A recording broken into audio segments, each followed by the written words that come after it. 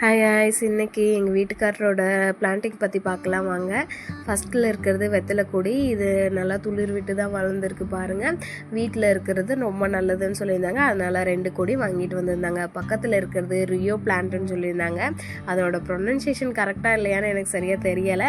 But இது வந்துட்டு நல்லா ஆக்சிஜன் கொடுக்கும் அப்படிங்கிற மாதிரி சொல்லியிருந்தாங்க. வீட்டில் வச்சுருக்கணும்னு சொல்லியிருந்தாங்க. அதுக்கப்புறம் இது வந்துட்டு மணி பிளான்ட் எல்லாத்துக்கும் தெரியும்னு நினைக்கிறேன். இதனோட பேர் சத்தியமாக எனக்கு தெரியல. யாராவது தெரிஞ்சால் கமெண்ட் பண்ணுங்கள். கீழே இருக்கிறது கத்தாழை செடி. பக்கத்தில் இருக்கிறது ஆரிக்கா பிளாம்ப், அதாவது காட்டுப்பனை. கீழே இருக்கிறது தூதுவளை. இது மஞ்சள் செடி.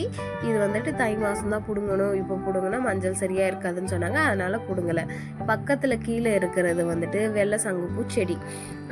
அதுக்கப்புறம் பார்த்திங்க அப்படின்னா நாங்கள் 2 வெத்தலை கொடி வாங்கியிருந்தோம்னு சொன்னாங்க இல்லைங்களா, அதில் இது ஒன்று பாருங்கள் எவ்வளோ அழகாக துளிர் விட்டு தளைஞ்சு வந்திருக்குன்ட்டு.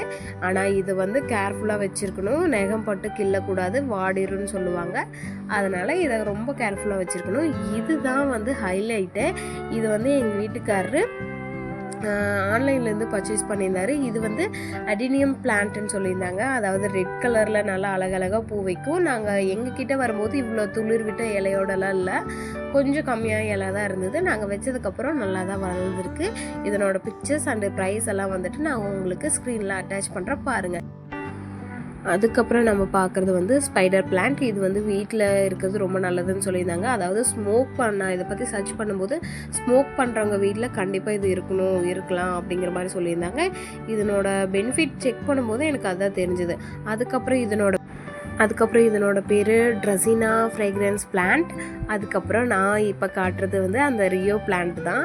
இது ஃப்ளவர் பாட் பார்த்திங்கன்னா ஃப்ளிப்கார்ட்லேருந்து வாங்கினது. இதனோட ப்ரைஸ் டீட்டெயில்ஸ் இதெல்லாம் நான் உங்களுக்கு ஷேர் பண்ணுறேன். அதுக்கப்புறம் இது எப்படி சொல்கிறது, சின்ன பிளான்ட்டாக இருந்துச்சு. அதாவது ஒரே செடி தான் வச்சுருந்தோம். அதுக்கப்புறம் நல்லா துளிர் விட்டு நிறைய வந்தங்காட்டி இப்போ கொஞ்சம் பெருசாக மாற்றலாம் அப்படின்னு சொல்லிட்டு இதை வாங்கி இதுக்குள்ளே போட்டு வச்சுருக்கோம். இது எப்போ அப்படின்னா மந்த்லி ஒன்ஸ் எங்கள் வீட்டுக்கார் நல்லா ஒரு மைண்ட் ரிலாக்ஸேஷனுக்காக எடுத்து பண்ணுற ப்ராஜெக்ட்னே சொல்லலாம்.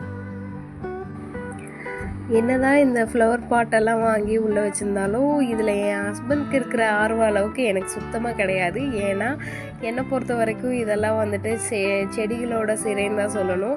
எப்படி பறவைகளை கூண்டில் போட்டு வச்சா அது சிறை போட்டுச்சிட்டோம் அப்படிங்கிற மாதிரி சொல்கிறோமோ, அதே மாதிரி தான் செடிகளை இந்த மாதிரி சின்ன பாட்டுக்குள்ளே வச்சுருக்கும் போது அது எப்படி சொல்கிறது, வேரெல்லாம் அந்த அளவுக்கு நல்லா போய் வளராதில்ல. இது எனக்கு சின்ன வயசுலேருந்தே இருக்கிற ஒரு மைண்ட் செட்னு தான் சொல்லணும். இதை பற்றின உங்களோட ஒப்பீனியன் என்னன்னு சொல்லிட்டு கமெண்ட் பண்ணுங்கள். பாய். Thank you.